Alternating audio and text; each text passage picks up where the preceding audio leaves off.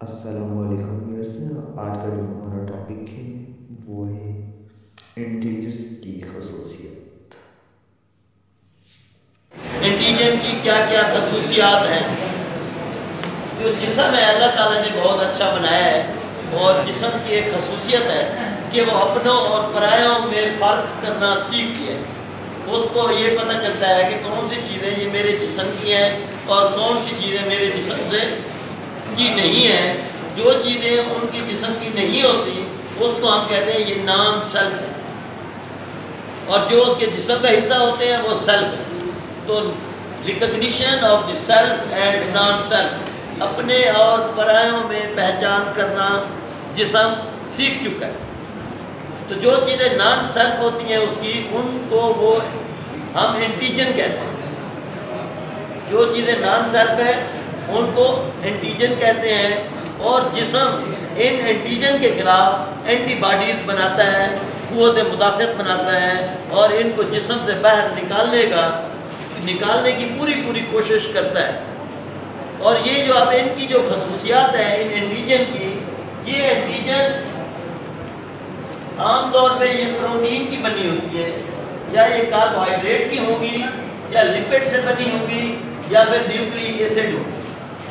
तो एंटीजन की नेचर के अंदर या तो ये प्रोटीन होगी, या कार्बोहाइड्रेट होगी, या लिपिड होगी, या न्यूक्लिक एसिड होगी। न्यूक्लिक एसिड जो है ये एक बहुत ही छोटी प्रोटीन है, इसको हम हेप्टेन कहते हैं, और इसको एंटीजन बनने के लिए या इम्यूनोजन बनने के लिए किसी और प्रोटीन या कार्बोहाइड्रेट के साथ मिलना पड़ता है, और फिर ये जाके इम्यूनोजन बनती है और उसके खिलाफ फिर क़ुव्वत मुदाफ़अत पैदा होती है।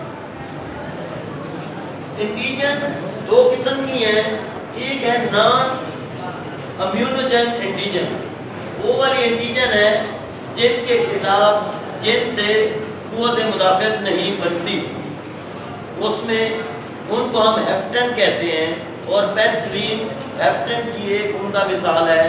पेनिसिलिन इतना छोटा मालिक्यूल है कि वो खुद से क़ुव्वत मुदाफ़अत पैदा नहीं कर सकता, लेकिन जब वो किसी और प्रोटीन या कार्बोहाइड्रेट के साथ मिलता है तो वो बना देता है, तो वो इम्यूनोजन बन जाता है और उसके खिलाफ भी फिर क़ुव्वत मुदाफ़अत पैदा हो जाती है। और आपने सुना होगा कि पेनिसिलिन से एलर्जी हो गई है, किसी को पेनिसिलिन इंजेक्शन लगा है, एलर्जी हो गई है। हुआ क्या है कि आम हालात में पेनिसिलिन से रिएक्शन नहीं होता, लेकिन जब वो किसी ऐसी प्रोटीन के साथ मिल जाए तो वो इम्यूनोजन बन जाती है और उससे फिर क़ुव्वत मुदाफ़अत बनना शुरू हो जाती है। और जब दोबारा उसको आपने पेनिसिलिन लगा दी तो पहले से क़ुव्वत मुदाफ़अत बनी हुई होगी और वो रिएक्शन कर जाती है। तो उसको पेनिसिलिन को हम हेप्टेन कहते हैं। और जो इम्यूनोजन जो एंटीजन क़ुव्वत मुदाफ़अत बना सके उसको हम कहते हैं इम्यूनोजन। इम्यूनोजन वो वाली एंटीजन है जिनमें इतनी कैपेसिटी होती है, जिनमें इतनी एबिलिटी होती है, जिनका वज़न 10,000 किलो डाल्टन से ज़्यादा होता है, और वो इम्यून सिस्टम को ट्रिगर करने की अहलियत रखती हैं। एंटीजन की दो किस्में होती हैं, मैक्रोबियल एंटीजन और नॉन मैक्रोबियल एंटीजन। जो मैक्रोबियल एंटीजन है ये तमाम की तमाम एंटीजन माइक्रो ऑर्गेनिज्म से बनती हैं। ये माइक्रो ऑर्गेनिज्म के मुख्तलिफ पार्ट्स होते हैं। तो माइक्रो ऑर्गेनिज्म क्या है? वो वाले जरासीम जो इतने छोटे हों, जो आम आँख से ना देखे जा सकें और उनको देखने के लिए माइक्रोस्कोप की ज़रूरत पड़े। तो माइक्रो ऑर्गेनिज्म की किस्मों में bacteria, virus, protozoa, fungi, algae, ये तमाम के तमाम माइक्रो ऑर्गेनिज्म हैं। आर्ची बैक्टीरिया और फंजाई भी इसके अंदर शामिल हैं। ये पूरे बैक्टीरिया, वायरस या पैरासाइट एज ए एंटीजन होते हैं, लेकिन इनके जो आगे पार्ट्स हैं, मुख्तलिफ पोर्शन हैं, जिसमें फ्लैजेला, सीलिया, फिमरी, टॉक्सिन, कैप्सूल्स, ये एज ए इम्यूनोजन काम करते हैं। इनके खिलाफ जिस्म क़ुव्वत मुदाफ़अत पैदा करता है।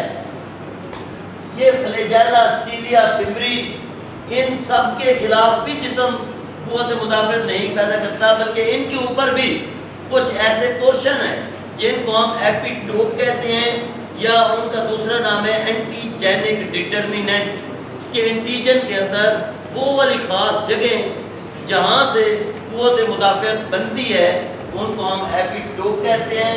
वो कोई एक पोर्शन हो सकता है उस खुलिए के ऊपर, उसके मालिक्यूल्स के अंदर कोई एक एपिटोप होता है, उसके खिलाफ वो कुव्वत मुदाफ़ियत बनती है।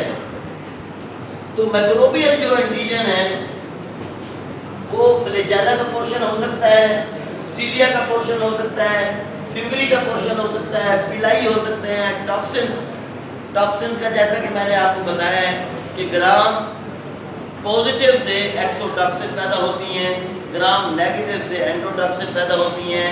ग्राम पॉजिटिव को मारने के लिए हमें बैक्टीरियोसाइडल इस्तेमाल करना पड़ता है और ग्राम नेगेटिव को मारने के लिए या उसको मारते नहीं हैं बल्कि उसको रोकते हैं, उसके लिए बैक्टीरियोस्टैटिक इस्तेमाल होती है। बैक्टीरियोस्टैटिक वो वाली एंटीबायोटिक हैं जो जरासीमों को रोकती हैं और फिर जिस्म का कुव्वत मुदाफ़ियत का निज़ाम उनको बाहर निकाल देता है। और बैक्टीरियोसाइडल ऐसी एंटीबायोटिक हैं जो जरासीम को मार देते हैं।